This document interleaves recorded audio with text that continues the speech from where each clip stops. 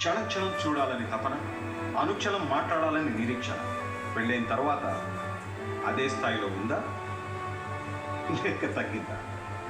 ఎందుకు సందేహిస్తారు? కమాన్ చేయొద్దండి. ఓకే, ముందు నేనే ధైర్యంగా చేతుతాను. ఎందుకంటే నా భార్య ఇప్పుడు ఇక్కడ లేదు. సో నిర్భయంగా చేతుతాను. మిస్సెస్ నారాయణమూర్తి, మీ వారిని ఎక్కడైనా నిజం మాట్లాడివ్వండి.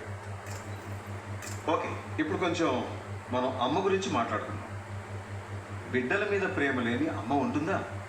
ఆ అమ్మే చిన్న వయసులో మనల్ని బెదిరించి అన్నం తినిపించింది, కొట్టి మరీ చదివించింది.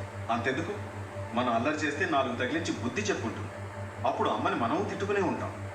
అయినా అమ్మకి మన మీద ఉన్న ప్రేమ కానీ, మనకి అమ్మ మీద ఉన్న ప్రేమ కానీ ఎప్పుడైనా తగ్గిందా? మీరందరూ అన్ని వసతులతో ఎంత సుఖంగా ఇక్కడున్నా కానీ ఈ దేశం మీకు ఇష్టమైన లవర్ లాంటి, కానీ ఇండియా మన అమ్మ లాంటి.